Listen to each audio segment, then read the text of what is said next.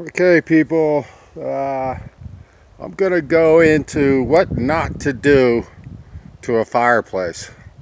This is, in just the past month, I've seen 2 fireplaces out camping that were ruined by campers. I think they're well-meaning. They're worried about forest fires and stuff, but they're destroying these fireplaces, thinking that's the way to put out a fire, their campfire, and then it ruins it for all the campers that come in afterwards because they don't want to spend the next 2 hours trying to reconstruct the fireplace.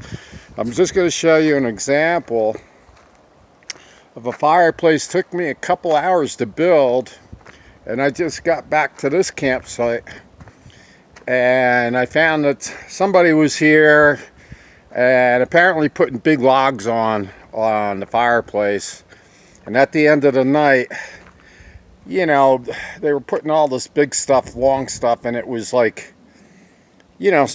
burning off to the sides and stuff, which is very dangerous also. Okay, when you start seeing big coals like this on the outside of a fireplace, this stuff, when it's lit, that's what starts a ground fire, the big coals.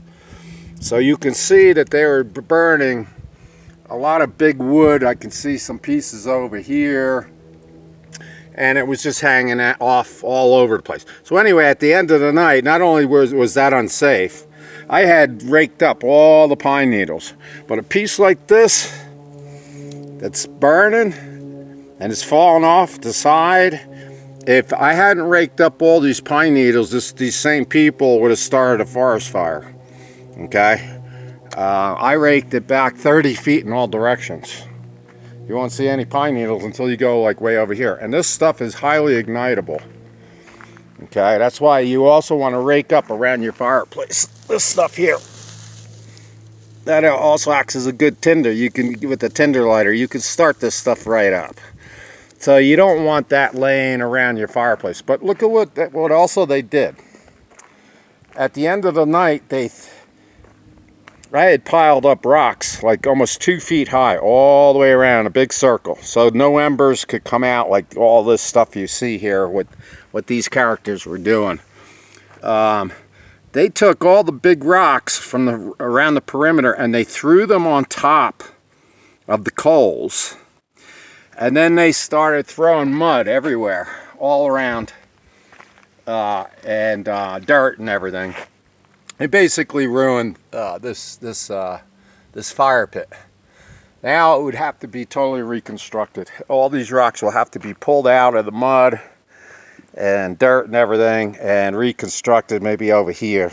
And that's going to be a big project. So the next person that comes along, they don't have a fireplace now, and they might just make a fire on the ground. They have no fire ring. They might not want to spend an hour or 2 trying to reconstruct a fire ring. So this is the second one I've seen that was destroyed. All you have to do, people, bring your water jugs, and just douse out your fire. Plain and simple. And if, at the end of the night, just put some water on there, it'll put it out. If you don't have water, then just... you're required in the National Forest to actually have a shovel. It's actually a requirement if you're going to have a campfire. Okay, I've got 2 types of collapsible ones. This is an army shovel. It collapses.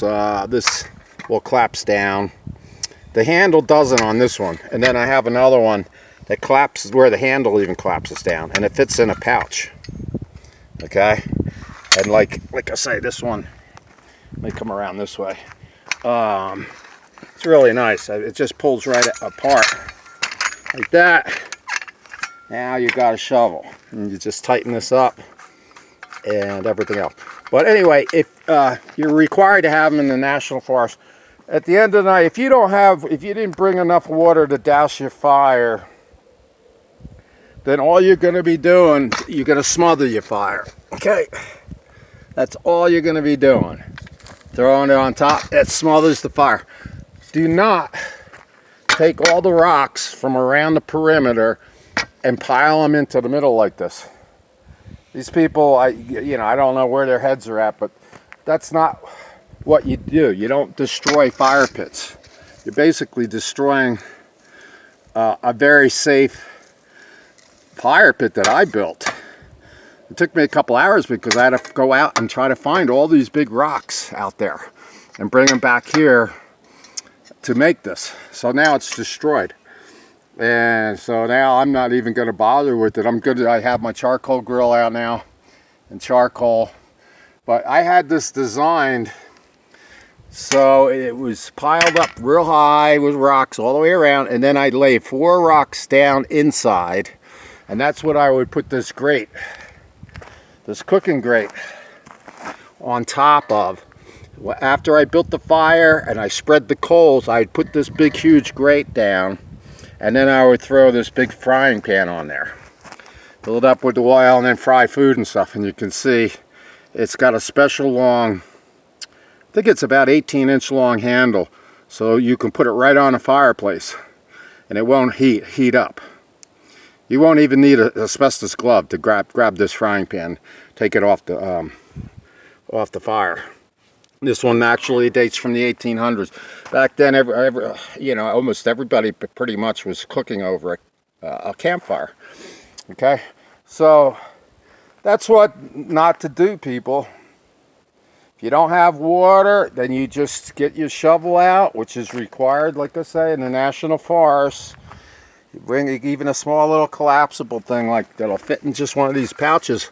That actually will go right on your belt, on your waist belt. It's that collapsible. I also have one long-handled shovel too, but just don't do what these people did. And look at how unsafe this was. They were burning like big stuff like this, and it was hanging out all over. Look at all these coals. If I hadn't raked up all this, and I had about a month ago, I raked up all the pine needles. I spent a half a day, literally. So 30 feet in all directions. There's no pine needles on the ground. Because this kind of stuff, when these kind of embers, the big stuff, it's not sparks coming off of the fire while you're having a campfire that's going to ignite anything. There's not enough heat energy. But something like this, that's burning, a coal, and it's outside. Look at how much is outside this fireplace. That was dangerous. You don't want to be doing that. It shows me that they were not watching the fire, because as soon as something comes outside of the fire ring, they should have had tongs. You also want to have tongs and a poker and a shovel so you can scrape this stuff up, put it back in. And they weren't doing that. You can see all the way around. There's just big ember coals all the way around. So please, people, learn how to put out a fire properly. Do not destroy fire rings. Like I say, this is the second one I've seen in just the past month at campsites I've been to in the past where people destroyed them. And the average person now is not going to want to spend the next 2 hours tearing this whole thing apart.